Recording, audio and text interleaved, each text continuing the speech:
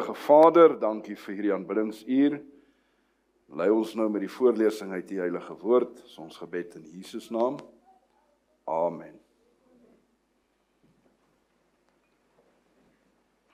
Amos 8, vers 11 en 12. Dis waar ons skriflesing vind vanoggend, bekende gedeelte. Laai asseblief in die Bybels, terwyl ek dit vir ons voorlees. Kyk, daar kom daar, spreek die Here, dat ek 'n honger in die land sal stuur. Nie honger na brood nie, nie 'n dors na water nie, maar om die woorde van die Here te hoor. En hulle sal swerwe van see tot see en rond slinger van noord na oos, om die woord van die Here te soek, maar hulle sal dit nie vind nie. Mag die Here 'n spesiale seën by sy woord voeg terwyl ons hieroor gaan nadink. Ons tema vandag is gegrond op die woord, in die woord gefokus op sending. Soos julle agtergekom het die laaste ruk, praat ek baie oor sending en ek is baie bly dat Paul vandag hierdie spesiale beroep gedoen het en ek wil vra dat jy hom ondersteun. Hy offer, of hulle as gesin offer baie op om voltydse sendingwerk te gaan doen. Dit is nie maklik nie.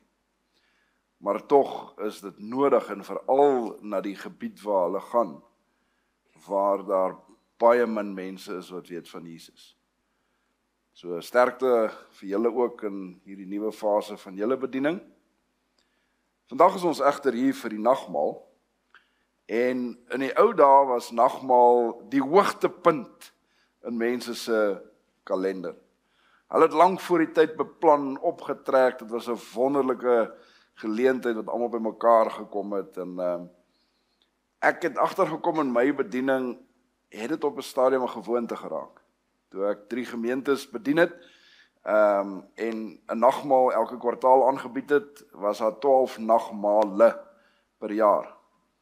En dan het dit nie so groot impak op 'n mens se hart, want dit word 'n gewoonte, en dis nie goed nie.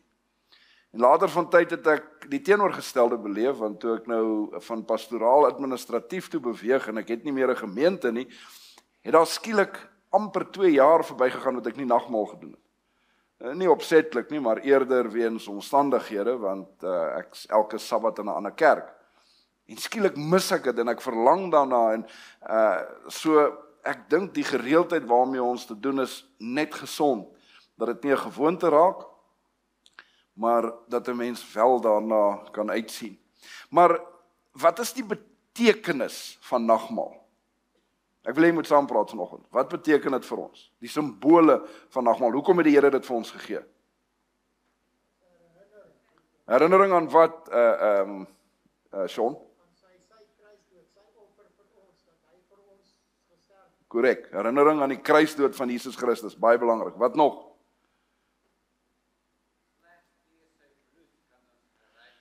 Verlossing, slegs deur Jesus Christus se bloed kan ons gereinig word. So, dit is gekoppel aan wat Sean gesê het. Wat as ons die voetewassing inbring? Watter simbole is daar aan die voetewassing wat direk gekoppel is aan? Sonde skoon te was, dankie Sybrand, weer, ja. Nederigheid, korrek, wat nog? Diensbaarheid of dienaarskap, wat saam met nederigheid gepaard gaan. Alles pragtige simbole. En daar's eintlik, dis 'n komplekse groep simbole, is nie net een ding. Maar daar's een wat julle nou nog nie genoem het nie, wat so 'n bietjie versteek is, in 1 Korintiërs, hoofstuk 11, en ek glo vers 26. Verskoon tog onthou? Dit is so, dis genoem, maar daar's 'n ander een. 1 Korintiërs 11 vers 26 sê, want so dikwels as wat julle hierdie brood eet en hierdie wyn drink, verkondig julle die dood van die Here totdat hy kom. Ons verkondig iets totdat Jesus kom. Sien jy 'n vooruitskouing? Sending, as jy wil, gedeelte in die nagmaal wat ons baie keer van vergeet. Dis daar, en is nie die hoofgedagte nie, maar is tog belangrik dat ons moet verkondig totdat hy kom. En dis tog per slot van sake ons roeping, om te verkondig totdat Jesus kom. En ek dink sending is belangrik in alles wat ons doen. As jy iets vir die kerk of vir die Here doen, en is nie gekoppel aan sending, en aan die basiese verkondiging van dat Jesus weer terugkom, moet ons eintlik ophou om dit te doen. En verlang in my lewe, selfs as predikant, was ek besig met goeie, belangrike dinge, maar wat nie direk gekoppel was aan die sending. En ek het die laaste ruk miskien uit hoofde van my huidige werk begin om meer sendinggerig te dink. So elke 5 jaar hou die Wêreldkerk 'n wêreldkonferensie sakesitting. En onder andere by hierdie byeenkoms, daar kom omtrent 70,000 mense van al die lande in die wêreld bymekaar. Die vergadering self het omtrent 2,000 mense. En een van die dinge wat hier bespreek en gestem word, is die strategiese beplanning vir die kerk, waarheen die kerk op pad is vir die volgende 5 jaar. En dit word soms opgesom deur 'n kort, kragtige slagspreuk. Somtyds vat dit nie baie pos nie, en vir een of ander rede in ons kerke ook nie so baie. Wie weet wat is die nuutste ene? I will go, ek sal gaan. Baie dankie, dis waar.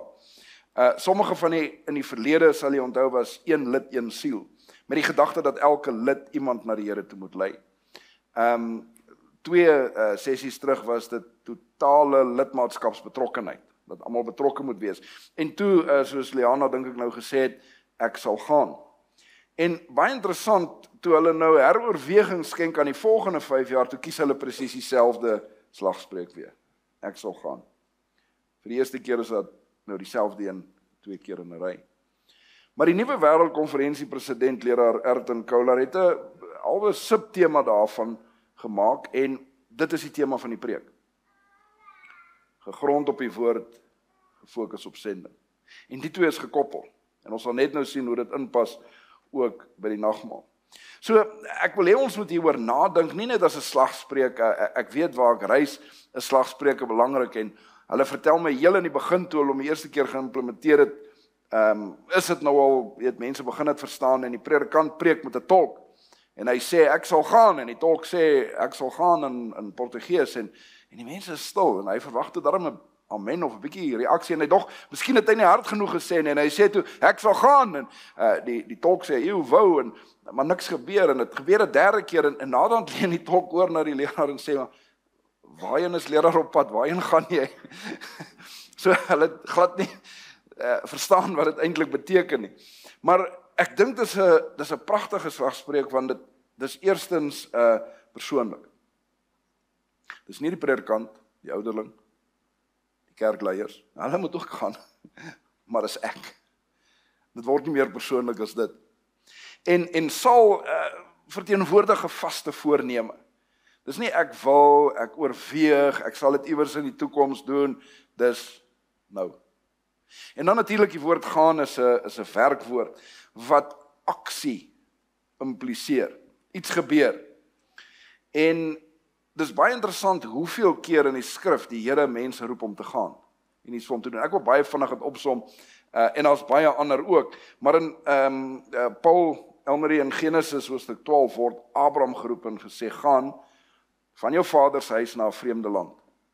Dis presies wat jy gaan doen. Hy word geroep om 'n internasionale sendeling te word. En hy het sy gemaksone te gaan na 'n ander land om daar 'n getuienis vir God te wees. 10 hoofstuk later in Genesis 22 word Abraham weer geroep, maar die keer met 'n ander versoek, gaan en offer jou seun op 'n berg wat ek jou sal wys. En hierdie is 'n moeilike versoek, want dit wat God vra bots loodreg teen God se geopenbaarde wil aan hom. En tog gaan hy in gehoorsaamheid en geloof. Eksodus 4 word Moses geroep en gesê, gaan en verlos my volk en lei hulle na die beloofde land. En is interessant hoe Moses klomp goeie, geldige verskonings het om nie te gaan nie. En uiteindelik raak God kwaad vir hom oor die verskonings. En toe hy gaan, word hy een van die sterkste leiers ooit. Numeri 22, hier's 'n ander gedagte aan die gaan. Bileam word deur Balak gevra om Israel te vloek. En God sê vir hom, moenie gaan nie. Partykeer is dit God se oproep tot ons. Moenie gaan, as dit op 'n verkeerde weg is.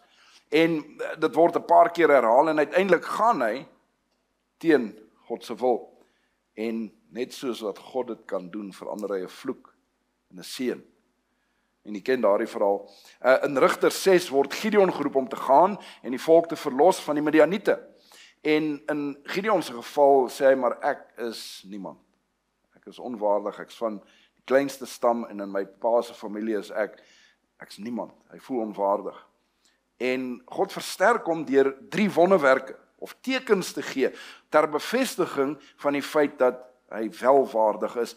En ek dink baie keer daaroor na, miskien is dit ons onwaardigheid wat ons kwalifiseer vir sending. Want deur ons onwaardigheid kan God sy krag byvoeg. Maar wanneer ek dink ek is die oulikste en die beste, is dan nie veel vir God om by te voeg nie. So as jy vandag onwaardig voel, weet dat God groot sukses van u lewe kan maak. Jesaja hoofstuk 6 word Jesaja geroep en hy voel ook onwaardig en God bevestig sy onwaardigheid deur sy lippe met 'n koolvuur van die altaar aan te raak. Ons bid baie keer daardie gebed. En 'n koolvuur is eintlik simbolies van die Heilige Gees, soos ons sal sien op Pinkster. En God doen dit. Hy bevestig sy onwaardigheid deur om te salf met die Heilige Gees. En wanneer ons gaan, is dit miskien die grootste behoefte. En dan in Jona hoofstuk 1 lees ons van die roeping van Jona en God sê, Jona, gaan asseblief na Nineve, daai groot stad, en gaan verkondig en roep hulle tot bekering. En Jona pak sy tas en hy gaan. 180 grade in die teenoorgestelde rigting. Hy het nie lus vir hierdie sending, daai is vrede mense en hy hardloop weg van God se roeping en sending vir sy lewe. En raai wat? 'n Paar dae later vind hy homself op die strand van Nineve. En omdat hy teen God se roeping gegaan het dit God genoodsaak om plan B uit te voer, wat nie so aangenaam was. En vir 3 dae en 3 nagte sit hy in 'n vuil, smerige vis se maag. Maar wanneer God ons roep, sal hy ons uiteindelik kry waar hy ons wil hê. So die proses om uit te kom is toe nou nie so maklik as wat hy net in die eerste plek gegaan het. En ek dink dis 'n belangrike les. 'n Paar voorbeelde en daar's nog baie ander waar God oor en oor gaan. God wil hê ons moet gaan. En in die Nuwe Testament stuur hy die 70 uit om te gaan. En dan natuurlik die groot oproep in Matteus 28, wat ons baie goed ken, wat vir die 11 disippels bo op die berg gegee is, maar net so toepaslik is vir ons. Maar hier is ook 'n interessante gedagte, want God sê vir hulle, gaan dan heen, maak disippels van al die nasies, doop hulle in die naam van die Vader, die Seun en die Heilige Gees en leer hulle om alles te onderhou wat ek julle beveel het. So die sin van die groot oproep is gevul met 4 werkwoorde. Gaan, maak, doop, leer. Weer, dit beskryf aksie wanneer ons vir God werk, maar die primêre werkwoord is gaan. Die ander is daar om die gaan te ondersteun. Maar die interessante deel is, voor hulle moes gaan, moes hulle wag. Hulle het nie dadelik gegaan nie. Tot op die dag van Pinkster moes hulle wag vir die uitstorting van die Heilige Gees en toe het hulle in krag gegaan. So soms voordat ons gaan, moet ons wag dat die Gees van God tot ons spreek en dan sal ons gereed wees. En dan natuurlik die gedeelte wat ons net nou gelees het in 1 Korintiërs 16, 11 vers 26 eerder. Die woord gaan word nie daarvoor genoem nie, maar die begrip is daar dat ons moet verkondig totdat hy kom. Nou ons kan nie verkondig as ons stil in die kerk sit nie, so dit impliseer ons moet gaan. Wie van u onthou die NG Kerk waar ons aanbid het hier in Enkeldoring nie, wat se straat, Veronica straat. Sien 'n paar hande wat onthou. Onthou jy daai pragtige gebou by elke deur? En ek dink ons moet dit hierso doen, by ons kerk ook. Dit is vir my 'n pragtige gedagte. Bo die deur het hulle 'n inskripsie gehad of 'n geskryf wat gesê het, u betree nou die sendingveld.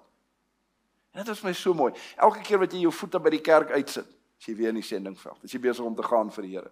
En as 'n herinnering elke keer wanneer jy dit sien, dat jy gaan nie net huis toe nie, jy gaan in die sendingveld.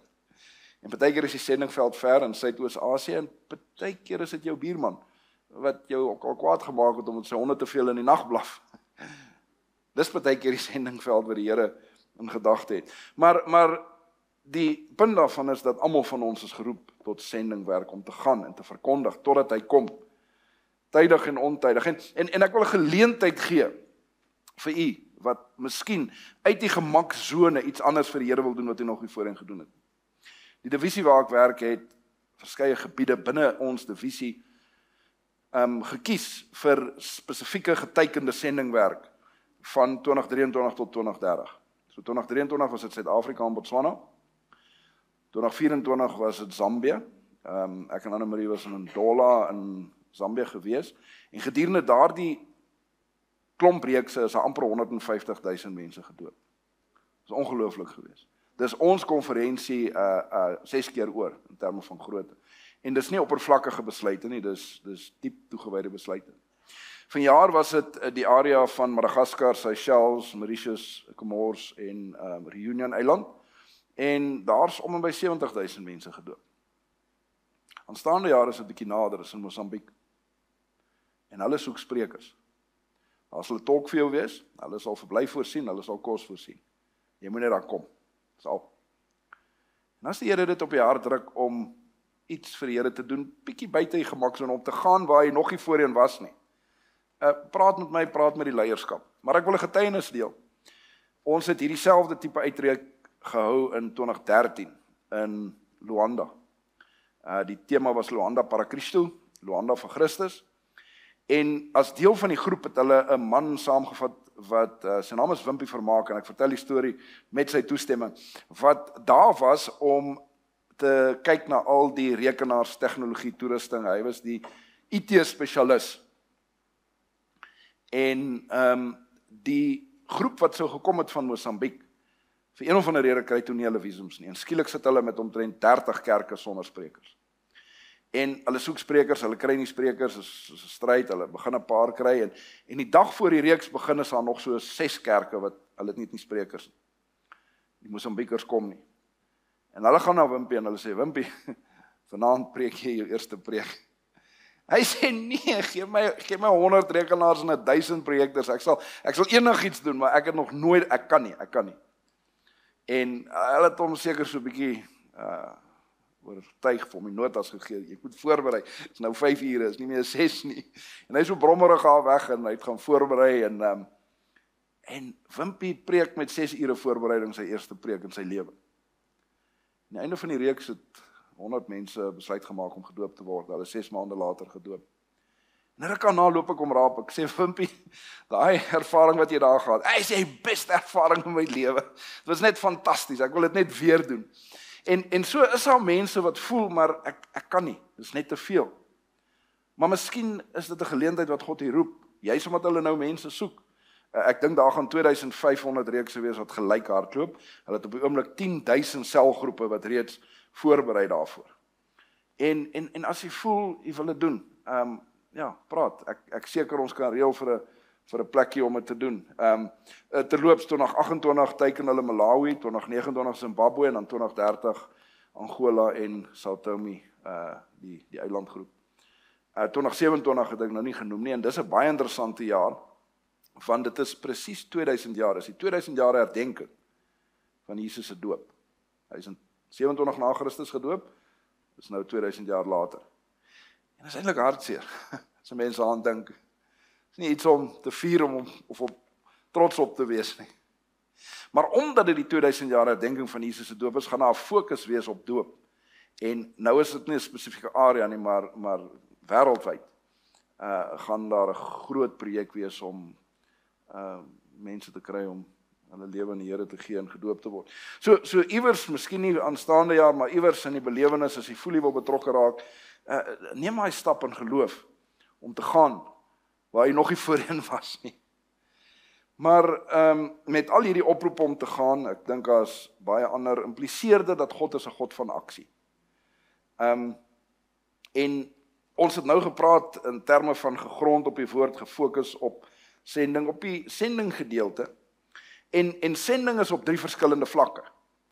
As ons dink aan sending, is daar globale sending. Paul en Elmarie gaan globale sending en hulle gaan ver. Dan is daar lokale sending. Dis die kerk se sending, en dan is daar persoonlike sending. Dis my werk. So as ons dit kan opsom, internasionale sending is hulle werk. Party word geroep, maar min. En ons het ook 'n deel daarin deur gebed, bydraes, ondersteuning en so aan. Lokale sending is ons werk as kerk. Persoonlike sending is my werk. Maar hier is die probleem, ons evalueer ons sukses in sending gebaseer op die globale sending. En tans is daar amper 24 miljoen lidmate wêreldwyd en ons kyk daarna en ons sê, wel gedaan, kerk groei. Dit is die grootste protestantse kerk in terme van verspreiding in die hele wêreld en weet, mooi. En nou sit ons terug. Maar ons besef nie dat die sukses in die wêreldkerk gekoppel is aan my bydrae, aan u bydrae. En ons as kerk het ons 'n doelstelling in terme van sending. Het ek en u 'n doelstelling in terme van sending in ons individuele lewens. En so moenie net dink aan die werk daar ver nie, maar ook hier naby soos ons hierdie kerk verlaat vandag. Om gefokus te wees op sending, moet jy egter gegrond wees in die woord. En dis hoekom daardie twee so sterk aan mekaar gekoppel is. En maar wat beteken dit om gegrond te wees op of in die woord? In die verlede het die Sewendag Adventiste bekend gestaan as mense van die boek, of mense van die woord. En is dit nog so? Wel, ek hoop so. Want alles wat ons glo, is uit die woord van God. En ek dink nou weer aan ons skriftuurlesing in Amos hoofstuk 8. Want dan kom daar, sê die Here vir Amos, dat hy 'n honger in die land sal stuur, nie na brood, dors na water, maar na die woord van die Here. Ek dink ons leef in daai tye. Ek sien mense wat soekend is na betekenis wat hulle nie in Christendom vind nie. Omdat baie Christenkerk oppervlakkig geraak het of behoefte kerke geword het. Wat is jou behoefte? Ons sal aan daardie behoefte voldoen. En dan voldoen hulle die behoefte van die mense, maar dit vervul nie die leemte in hulle hart nie. En daar is 'n soeke na diep geestelikheid. Die woord, die brood, soos wat dit hier beskryf word, van God. Maar vers 12 is vir my die hartseer vers. Want terwyl daar 'n soeke is, kan 'n mens nog voldoen. Maar uiteindelik kom maar 'n tyd, sê die Here, wat hulle sal swerwe van see tot see en rondgeslinger word van noord tot oos, om na die woord van die Here te soek. Maar hulle sal dit nie vind nie. Dit is amper in daardie tyd. En vir party mense is dit 'n realiteit, want hulle soek na diepte wat hulle nie vind nie. En ons kan dit vir hulle bied. As ons gegrond is in die woord, en as daai gronding in die woord uiteindelik lei tot sending. Ek sien 'n paar problematiese tendense wanneer dit kom by die studie van God se woord. Eerstens, nie almal studeer God se woord op gereelde basis. Baie interessante statistiek, op 'n stadium was daar om en by 60% van mense wat elke dag hulle Bybels bestudeer het binne die Sewendag Adventiste Kerk. En hulle doen hierdie studie om en by elke 5 jaar. In 2013 het dit geval na 42% wat elke dag die Bybel bestudeer of lees. En toe het hulle besef, maar hier's 'n probleem, hier's 'n groot afname en 'n klomp inisiatiewe aan die dag gelê om mense terug te kry na die studie van die woord. Teen 2018 het dit gegroei na 48% en mees onlangs na 51,7%, net oor die helfte van mense. Maar dis eintlik nog steeds min mense wat elke dag die Bybel bestudeer.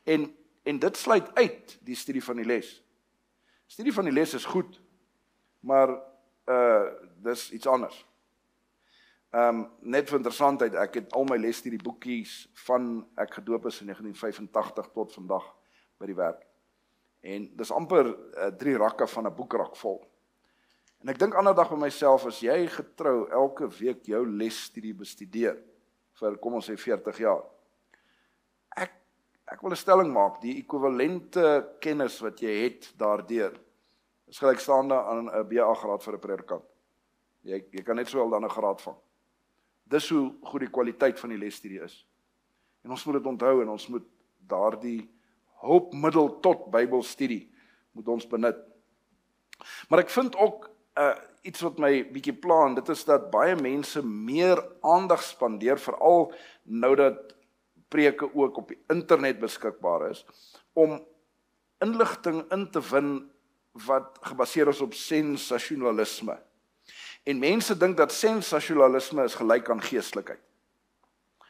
En ons is almal so bietjie gepla met sensasie, as nie fout daarmee nie.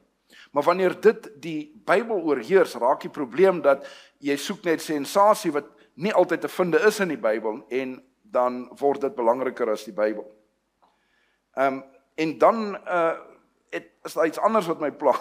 En dit is, in die verlede het ons pioniers die profeseë bestudeer, is gekoppel aan die sensasie gedagte.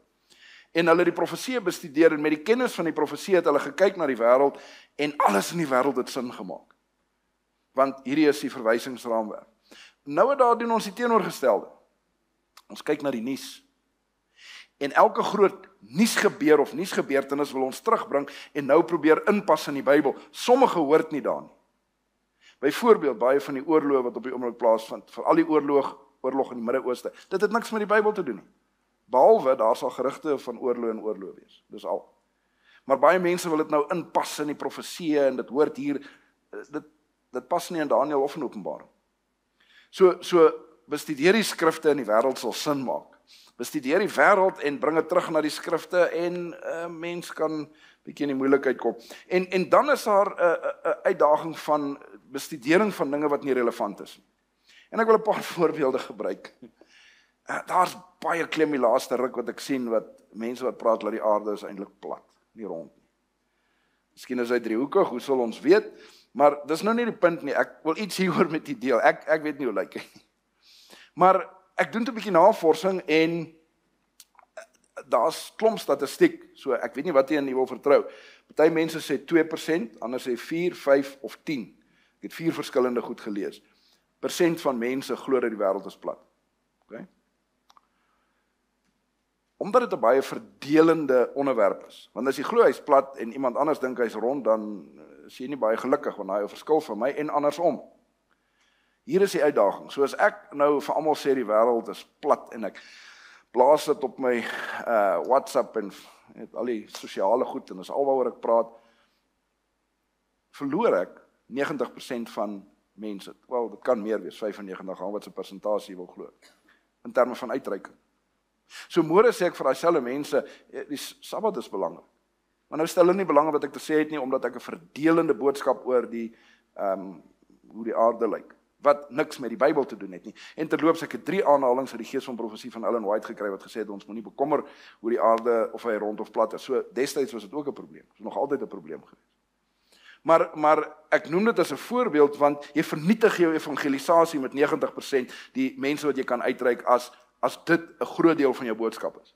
Nou, dis anders as jy saam met 'n vriend, of 'n kerklid, of 'n familielid 'n intellektuele gesprek oor die vorm van die aarde wil hê, en ek dink is baie interessant. Ek het aan albei kante geluister en gekyk, en daar's goeie redenasies aan albei kante, maar wanneer dit een van die primêre gedeeltes van jou sending word, verloor jy jou sendingkrag in meeste mense se lewens, want hulle wil nie meer belangstel in dit wat jy te sê het oor die Bybel, as dit die belangrikste ding is. Ek hoop dit maak sin. Nog 'n voorbeeld, ek het so 'n aantal jare terug, het iemand wat ek nie regtig goed ken, kontak met my gemaak. Ek ken die persoon maar baie oppervlakkig, en toe begin praat oor 'n onderwerp. Ek gaan nie eers sê wat die onderwerp is. En ons is heen en weer, op en af, en nader as ek moedeloos. En ek besluit toe, ek gaan nie meer praat nie.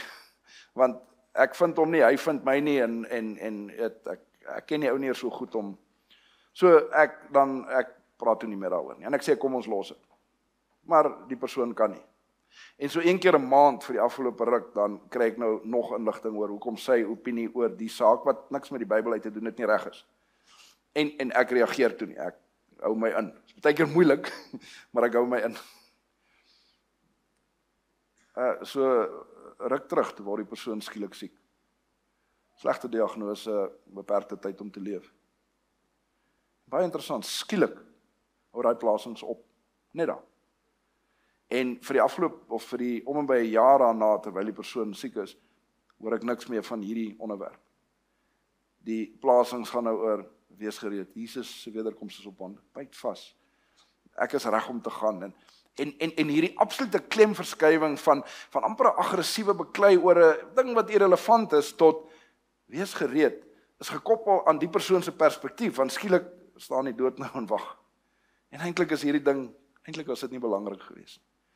En dit was vir my nogal interessant om te sien, maar as ons gegrond is in die woord, sal ons gedagte gevestig word op sending, nie op ander dinge wat ons gedagtes wegvat van die woord.